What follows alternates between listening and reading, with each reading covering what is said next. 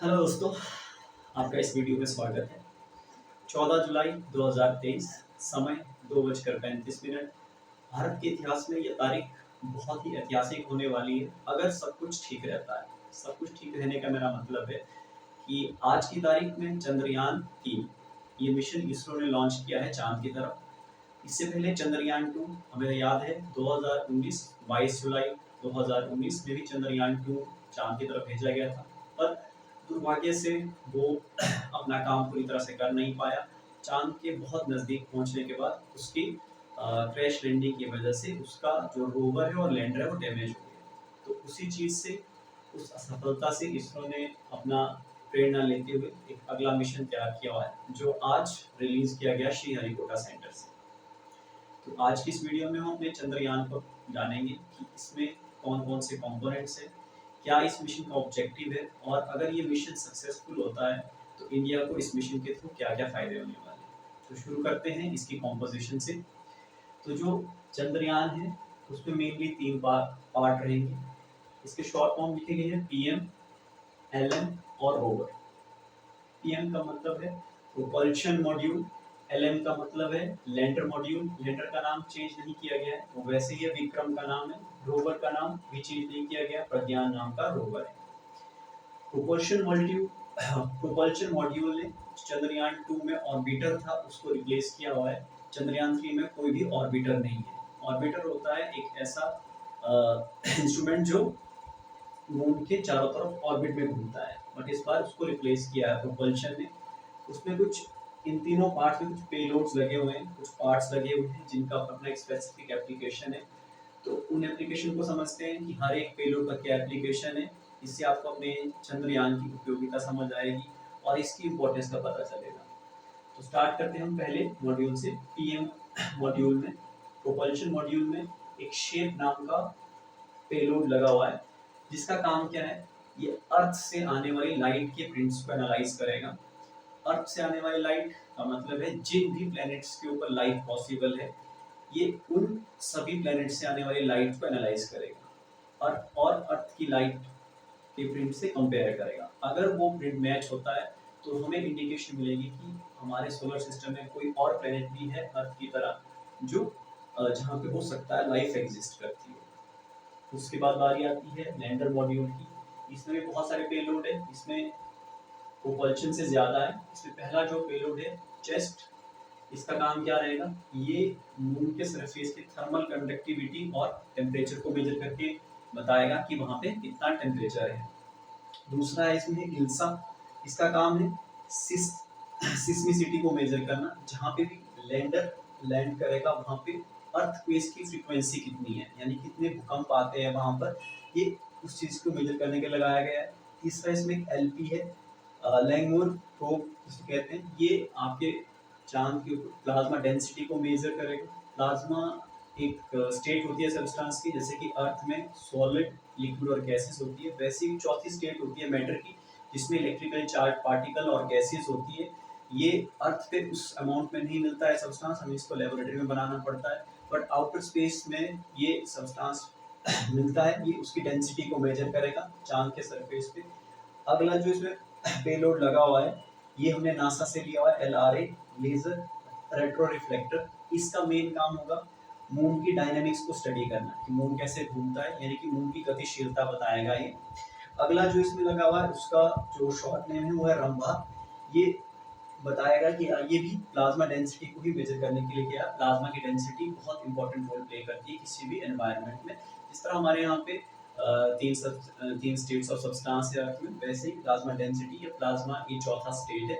इसका एनालिसिस से हमें मून के एनवायरनमेंट के बारे में पता चलेगा।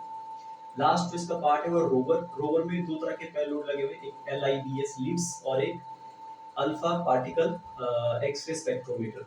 इन दोनों का जो मेन काम है, ये आपकी मून के एलिमेंटल कॉम्पोजिशन के बारे में बताएंगे। एलिमेंटल कॉम्पोजिशन का मतलब कि मून के ऊपर कितनी तरह के एलिमेंट्स प्रेजेंट है और वो किस अमाउंट में प्रेजेंट है और कौन कौन से एलिमेंट है, कौन से हमारे लिए फायदेमंद है, जैसे सिलिकॉन, मैग्नीशियम, हो सकता है आयरन, गोल्ड, कुछ भी हो सकता है जो मेटल की फॉर्म में वहाँ पे। ये सब उसको रोवर का काम वही है कि लैंडर से बाहर निकलेगा और रोइंग करके देखेगा कि क्या क्या वहाँ पे एलिमेंटल कॉम्पोजिशन है।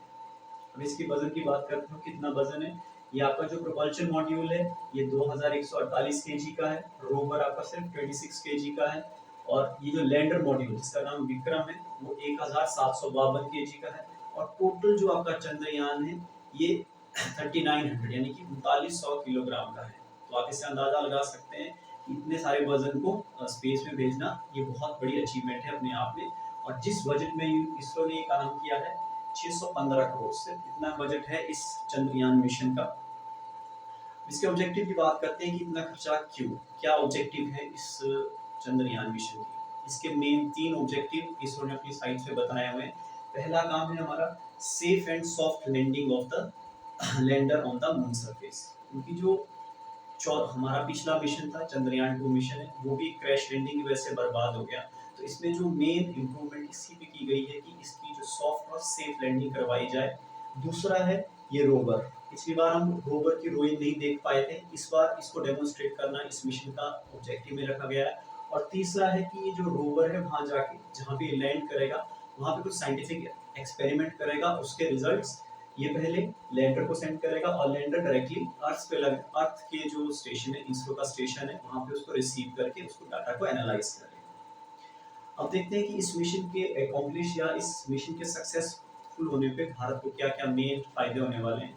तो मेन फायदे उसमें से पहला फायदा ये होने वाला है कि भारत दुनिया में से चौथा देश बन जाएगा जो मून पे सक्सेसफुल लैंडिंग कर पाएगा किसी भी मिशन की, रोवर की या लैंडर की।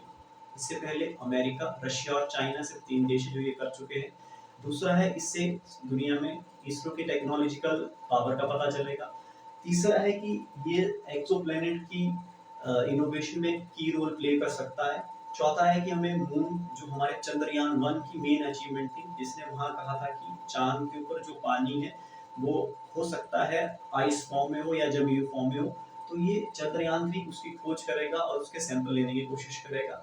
अगला जो इसका मेन है कि एक्सोप्लैनेट्स के बारे में ये आपको इन्फॉर्मेशन देता है कि हो सकता है कोई ऐसे प्लैनेट्स हो हमारे सोलर सिस्टम में जिस पे लाइफ एग्जिस्ट कर रही हो।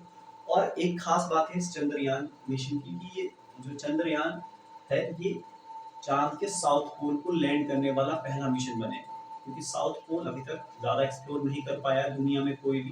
तो ये अपने आप में इसकी यूनिक अचीवमेंट होने वाली है।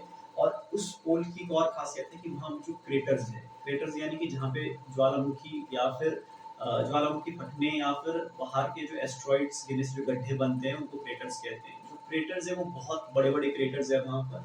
ये उन क्रेटर्स को एनालाइज करेगा और ऐसा माना जाता है कि उसका एनालिसिस करने से हमें यूनिवर्स के अर्ली कंपोजिशन के बारे में इंडिकेशन मिल सकती है, क्योंकि वो वाला पार्ट ज़्यादातर सन के कांटेक्ट में नहीं है, सन के डायरेक्टली उसमें सन रेज़ के रास्ते में नहीं आता है। तो वहाँ से एक पॉसिबिलिटी बनती है, साइंटिस्ट को लगता है कि हमें अर्ली सोलर सिस्टम और अर्ली यूनिवर्स यानी कि ओरिजिन ऑफ यूनिवर्स के बारे में बहुत जानकारी मिल सकती है। तो इसके सक्सेसफुल होने पे हमें बहुत एक नई डायमेंशन खुल जाएगी इंडिया के लिए, और इसरो की अचीवमेंट बहुत ही हाई लेवल पे पहुंच सकती है। तो ये हमारा चंद्रयान था। एक भारतीय होने के तौर पे आपको इस मिशन पे गर्व होना चाहिए, और मुझे उम्मीद है कि इस वीडियो में दी गई जानकारी आपके लिए हेल्पफुल होगी, आपको अच्छी लगी होगी। और अगर आपके कोई सजेशन है, आप नीचे कमेंट सेक्शन में लिख के बता सकते हैं।